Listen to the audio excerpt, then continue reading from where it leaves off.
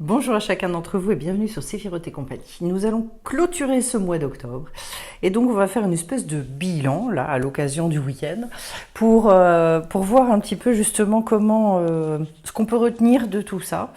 Donc j'ai pris différents jeux, l'oracle des 7 énergies, un tarot et puis l'oracle du chaman mystique.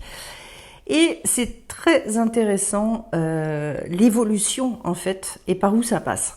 Déjà, la première chose qu'on nous dit, c'est réveiller le lion. Ce qui m'intéresse là-dedans, c'est finalement, à partir du moment où on ne repart pas de sa puissance intérieure, à partir du moment où on ne se reconnecte pas à ça, eh bien, ça va être compliqué d'avancer. Il y a que ça qui va donner l'impulsion, l'énergie, le lion. Enfin, on sait bien déjà au niveau des signes astrologiques que c'est quand même c'est un signe extrême, signe de feu naturellement, puis qui est très volontaire, c'est un signe pour lequel c'est un petit peu irrépressible de se montrer, de briller, de rayonner, etc., etc. Donc, et c'est pas un mal du tout, au contraire, au contraire. Réveiller le lion, ça signifie qu'à un moment donné aussi, j'ai l'impression que ça nous demande de sortir la tête de nos soucis, de nos difficultés, de tout un tas de choses. J'allais dire une bonne fois pour toutes de se dire, bon allez, maintenant, on y va pas. On se continue à se donner des excuses ou on avance. Comme si là, c'est un petit peu, j'ai l'impression qu'il faut un petit peu, entre guillemets, se bousculer dans nos croyances. Parce que bon, ça va bien de se limiter tout le temps, mais c'est pas possible de continuer. Le tout part du regard intérieur, bah oui. C'est-à-dire comment est-ce que je vais justement me voir moi déjà, appréhender les choses, d'ailleurs, que ce soit moi ou l'autre, ou ce qui se passe autour de moi, ou le monde, etc. À partir du moment où je construis ce regard intérieur, à partir du moment où je retrouve cette puissance-là à l'intérieur de moi, et bien finalement tout le reste se met en train. Ce qu'il y a de curieux en termes d'énergie d'ailleurs, c'est qu'en fait je trouve que ça bouge plus maintenant au niveau de l'automne que ça n'a bougé tout ce printemps et cet été. Je veux dire en termes d'énergie, j'ai la sensation qu'on nous dit allez, c'est maintenant là, il faut y aller. Ça fait déjà 2-3 tirages où je vous en parle et où je vous dis bon, je m'assois et j'avance. J'avance dans la prise de décision, j'avance dans le fait de mettre des choses en place. Peu importe là où vous en êtes, il ne faut pas se bousculer non plus, mais il faut arrêter de procrastiner. Et donc, si vous êtes encore à un stade où vous n'arrivez pas à avancer, faites-vous aider. Mais ne restez plus maintenant dans ce grand retour à soi où finalement on règle des choses. Ça a été fait avant. Maintenant, il faut vraiment y aller, il faut vraiment bouger. Ce qu'il y a d'intéressant aussi, c'est que par rapport à ce regard intérieur qui se construit, qui se positive, qui devient vraiment qui prend un visage, je dirais, et bien derrière, vous allez pouvoir lâcher prise. Pourquoi ? Parce que si c'est à la hauteur du lion que vous réveillez en vous, eh bien, vous allez vous rendre compte que oui, vous n'avez pas toutes les solutions, vous ne savez pas comment obtenir les résultats, on s'en fout. Le lâcher-prise, c'est dans la matière, dans le fait de ne plus s'accrocher à la maîtrise des choses et donc d'accepter tout bonnement, en revanche de s'investir au max là où nous on a un pouvoir, c'est-à-dire sur nous-mêmes, sur tout ce qu'on peut mettre en place. Et le dernier live qui a été fait à ce niveau-là est extrêmement intéressant pour pouvoir aller vers quelque chose de beaucoup plus ouvert et évident. Voilà. Le lâcher-prise aussi, c'est une posture dans la vie où finalement on arrête de se poser des questions là où de toute façon ça ne sert à rien de s'en poser. Il y a des questions où on perd notre temps. Quand on voit d'ailleurs à ce niveau-là, regardez dans vos vies toutes les questions inutiles que vous êtes posées sur des choses sur lesquelles de toute façon vous n'aviez pas de prise. Et bien là, c'est allez.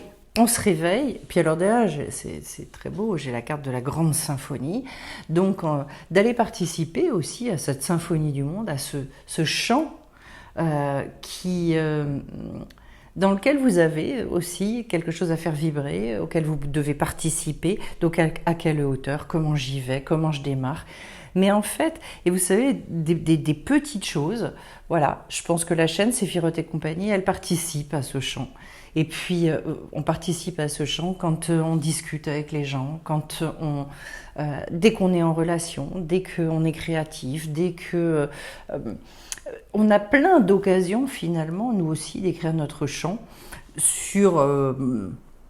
avec des moyens très très variés d'ailleurs, avec le bien-être qu'on s'accorde, avec le fait de faire la fête ensemble, avec tout ça. Voilà, c'est la grande symphonie dans laquelle vous pouvez finalement écrire tout ce que vous avez envie d'écrire. Enfin, ça peut aller très loin, c'est vaste, hein.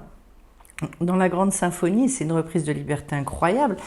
Et dans le plaisir, puisque le but c'est d'aller justement se nourrir au meilleur nectar. Donc voilà, on est vraiment dans une reprise de jouissance et du fait de profiter de la vie. Ça, pour moi, c'est la base de tout. Ce qu'on vient de nous dire là, c'est une espèce de posture, et c'est vrai que c'est à partir de soi. Alors, à son niveau d'énergie, parce qu'en ce moment, il y a des gens que je sens extrêmement fatigués. Donc, réveiller le lion, c'est pas s'agiter dans tous les sens, mais c'est retrouver cette espèce de pétillance là en soi, même si après, dans nos modes d'expression, c'est un peu cool et des fois un peu ramolli, si on est fatigué, peu importe. Peu importe. Mais voilà, vous avez un beau chemin pour après arriver à cette grande symphonie. Alors au niveau du tarot, on commence par la carte de la justice. Elle tombe pas mal en ce moment, elle retombe sur le fait de devoir, dans ce rééquilibrage qu'on doit faire dans la vie. La carte de la justice nous dit aussi, avec son degré 8, beaucoup de relier la terre et le ciel, en ce sens que il faut aller chercher des choses, s'inspirer de choses qui cette fois-ci sont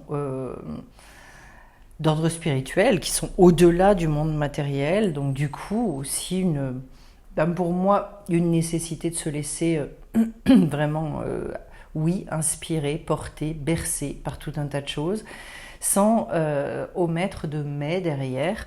La carte de la justice, c'est une carte à la fois de rééquilibrage et puis en même temps, elle nous remet en mouvement quelque part. Il y a le fait de sortir d'une rigidité aussi, à la fois d'établir un cadre pour pouvoir retrouver une souplesse au sein de ce cadre-là. Donc il faut de l'ordre, il faut sortir du brouillard mental, etc. Ça, oui, pour avoir ce cadre. Et au sein de ce cadre-là, finalement, retrouver toute une fantaisie. D'ailleurs, il y a un cycle créatif qui s'arrête, puisqu'on est bien sur un 10 de bâton derrière. Et donc là, en fait, on passe vers d'autres centres d'intérêt, on va donner une ampleur, passer à des modes d'expression peut-être différents. D'ailleurs, à ce niveau-là, je pense que je vais faire évoluer la chaîne sur différentes choses, parce que j'ai envie de booster, parce que j'ai envie de passer aussi à autre chose. Ça fait un moment que je cherche et que finalement, j'ai à cœur aussi que ça reste pas figé. On a besoin en fait de nouveaux souffles, on a besoin de remettre les choses tout le temps finalement dans le mouvement de la vie. Et donc ça fait un bout de temps. Moi j'attends de trouver vraiment les trucs qui sont dans cette justesse-là. Mais voilà, là il est question à ce moment-là de se mettre en break quelque part pour pouvoir et d'aller regarder, à mon avis, les choses de manière extrêmement concrète. C'est pas un travail sur soi. Non, ça n'a rien à voir avec ça. Et le regard intérieur, je le vois vraiment comme ça. Pour donner finalement, d'ailleurs j'ai la carte de l'aigle qu'on va retrouver ici, mais pour retrouver une vision des choses qui est beaucoup plus large, avec beaucoup plus de recul, pas avoir le nez collé sur l'image. Et puis alors, avec la carte du lâcher-prise, ce qu'il y a d'intéressant, c'est que j'ai la carte de l'aigle. Oui, je l'ai aussi, je vais en parler après, mais j'ai le 6 de coupe. Donc on repart justement à la voie du cœur, qui est vraiment une capacité aussi à s'aimer, qui est extraordinaire. Une acceptation de soi qui est profonde. Donc quand on en arrive à s'apprécier vraiment, à s'aimer, à s'accorder de l'amour, c'est tout sauf de l'égoïsme. C'est l'antithèse de l'égoïsme, parce que finalement, vous savez, il y avait un verset que tout le monde connaît, qui est « Tu aimeras ton prochain comme toi-même », qui est au demeurant extrêmement mal traduit, mais c'est pas grave. Et je me disais, quand je voyais le nombre de personnes qui se détestaient, ça me terrorisait d'être aimée par certaines personnes, comme elles s'aimaient elles en tout cas. Mais a fortiori, je l'ai constaté pour moi. Et je me suis dit, donc ça veut dire que, voilà, si tu aimes les autres comme tu t'aimes toi, on est mal barré. Là, il y a quelque chose à faire. Ben, le 6 de coupe, c'est le démarrage de cette... Je suis bien avec moi. Et si je suis bien avec moi, la vie me va bien. Et ma vie, elle se met en harmonie. Vous savez que tout commence par soi. Tout commence par vous. Si déjà, là-dedans, vous kiffez, j'ai pas osé, j'ai pas eu l'occasion, on va dire, durant le stage de cet été, mais ça fait partie des exercices que je voulais faire, c'était aussi de pouvoir se mettre devant un miroir et de regarder ce que l'on voit. C'est extrêmement intéressant, je vais pas rentrer dans l'exercice, il y a des gens que ça terrifie et qui me disent, moi je me regarde jamais. Et bien avec le 6 de coupe, non seulement on peut se regarder, mais en plus on peut vraiment s'apprécier. Voilà. Donc il est question aussi de se foutre la paix, hein, quelque part. Et puis derrière, j'ai un 4 d'épée, qui est le moment où on arrive justement à arriver à... C'est un moment un peu béni d'ailleurs, hein, parce qu'on est dans cette stabilisation des idées. Les idées, vraiment, sont matures. Et donc en fait, c'est là où on commence à être capable d'agir concrètement. Tant que les idées, avant le 3, c'est une espèce d'éclatement assez fanatique, c'est bouleversant. Donc c'est pas forcément le moment pour se lancer parce que du coup ça part un peu dans tous les sens. Avec le 4, au contraire, stabilisation, ça prend forme, ça prend racine. Du coup, on commence à percevoir comment on va pouvoir agir. L'intelligence s'organise et elle sait organiser les choses. Donc finalement, c'est une grande période pour se sentir justement beaucoup plus sûr de soi, à l'aise en fait face à la matière. Et on la retrouve cette matière parce que j'ai le monde du milieu. Je commence par la carte du maître du temps. Alors cette carte-là, elle va ici dans ce contexte, j'ai envie de vous dire, le maître du temps, ça vous dit d'abord que le moment où tout se déclenche, le moment où tout arrive, ça ne nous appartient pas. En revanche, je vais rajouter une notion supplémentaire qui était justement l'objet du live que j'ai fait la dernière fois, qui était comment est-ce que je change de futur, et j'ai parlé de ce positionnement dans le présent, mais un présent dans lequel en fait on est déjà porteur de cet avenir-là. Donc voilà, après moi je travaille là-dessus, je fais faire des exercices pratiques, etc. dans des formations, des stages, mais comment est-ce que j'arrive à être créateur de ce futur? Et ça, le live l'explique. Donc, le maître du temps. Oui, le déclenchement des choses, le timing divin, il ne nous appartient pas. En revanche, si vous voulez qu'à un moment donné, ça se déclenche dans la matière, ça veut dire que faut aussi arrêter de procrastiner et se dire, ok, ma part, au moins, je peux la faire.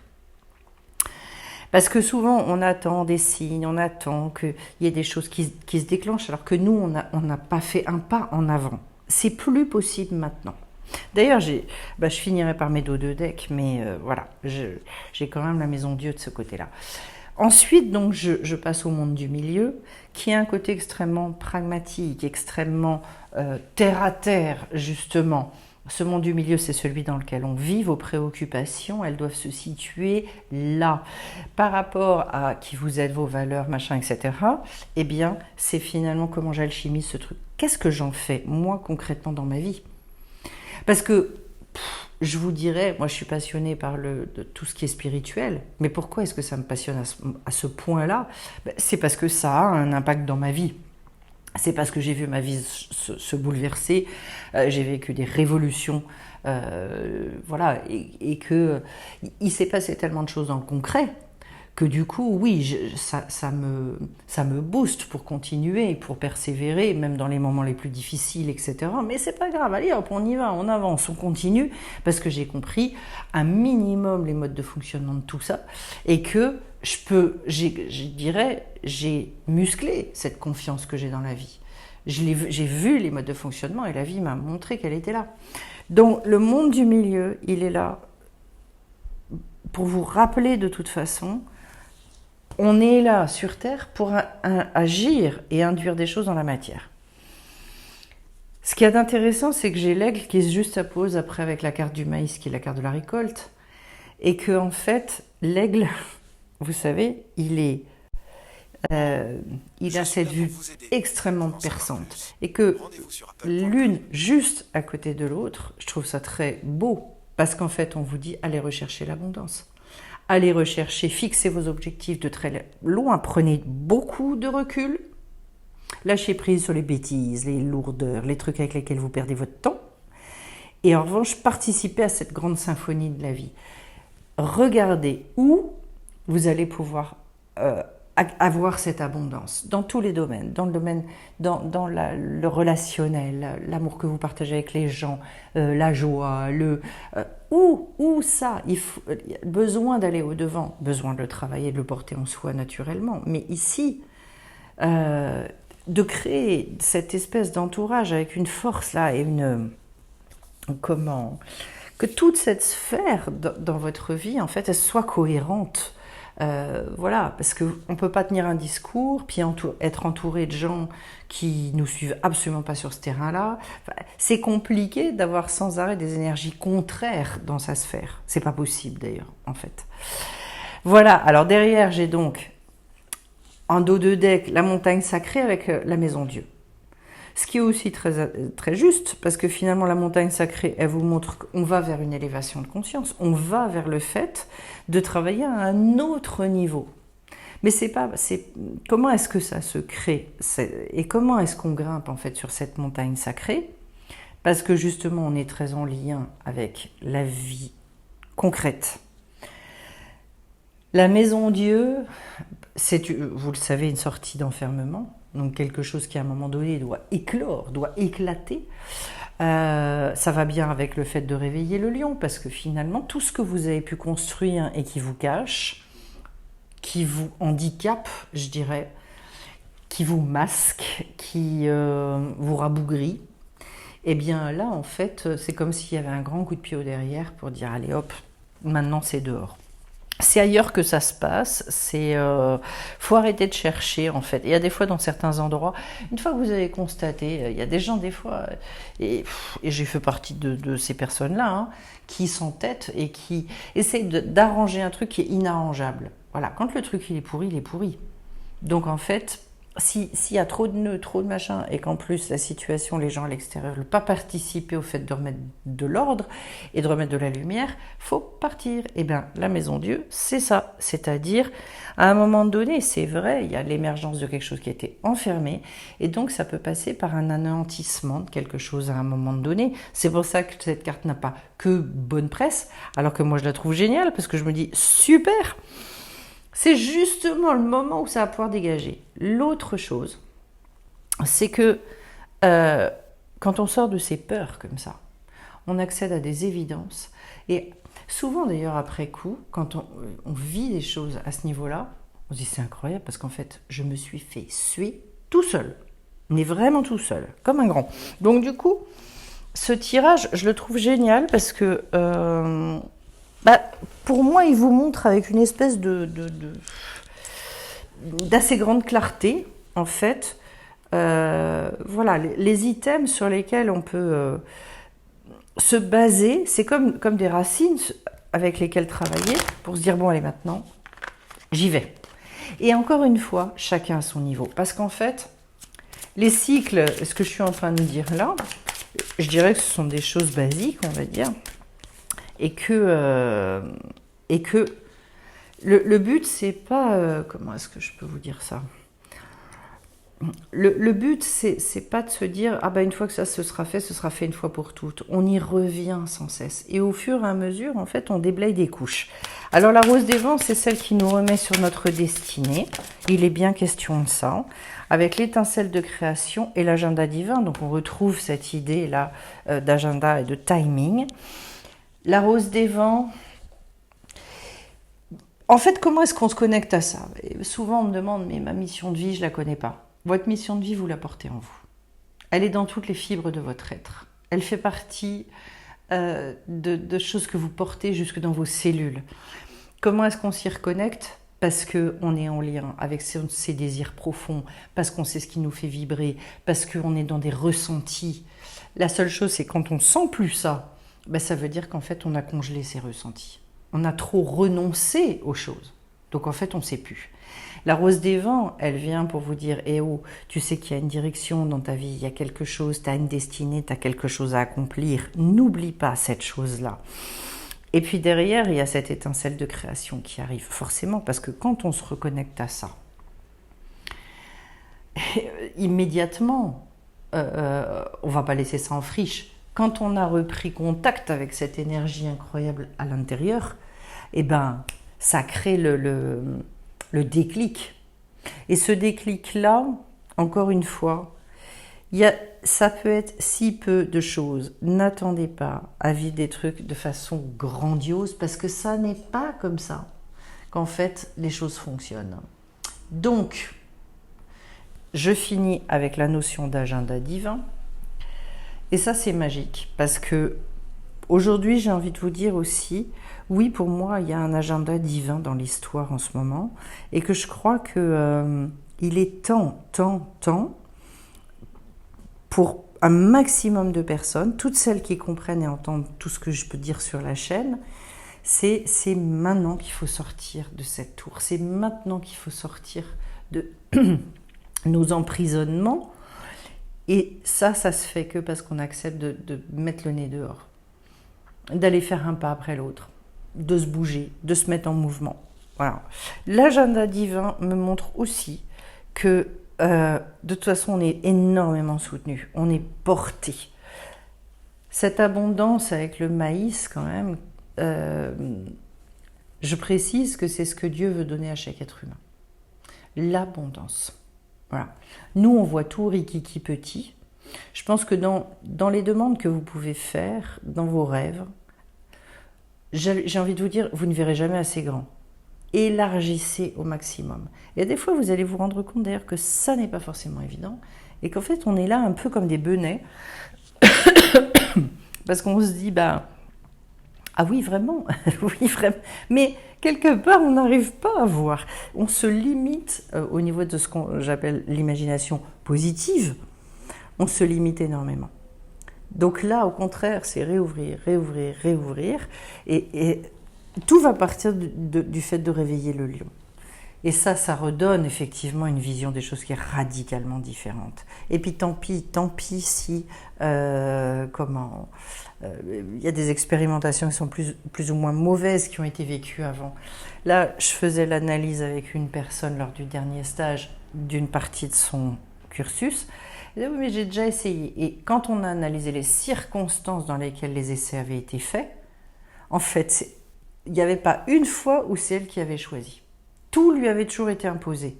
J'ai dit, ça ne peut pas marcher, puisque de toute façon, ça ne partait pas d'une volonté intrinsèque. C'était pas ton vouloir, c'était j'accepte un truc, ou je lance un truc dans l'urgence parce que finalement, j'ai pas le choix.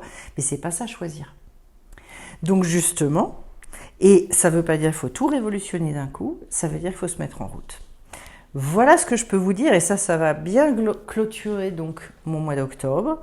Je vais, et je le précise justement à ce niveau-là, passer à partir du mois d'octobre à un tirage par semaine, parce que ça me fait beaucoup de travail et que je voudrais aller de plus en plus vers, vous avez vu que maintenant je fais des lives toutes les semaines en revanche, et plus travailler sur les lunes, parce que j'ai pas assez de temps pour tout faire, donc plus anticiper les lunes, faire un seul tirage par semaine, mais que je vais organiser différemment. Voilà, et continuer dans cette proximité aussi avec vous. Eh bien écoutez, en tout cas, je vous remercie pour vos likes, je vous remercie pour tous les commentaires qui me sont laissés sur la chaîne, c'est toujours super sympa. Et puis, écoutez, on se retrouve très vite sur Séphiroth et compagnie. Plein de belles choses à vous tous. Bye bye.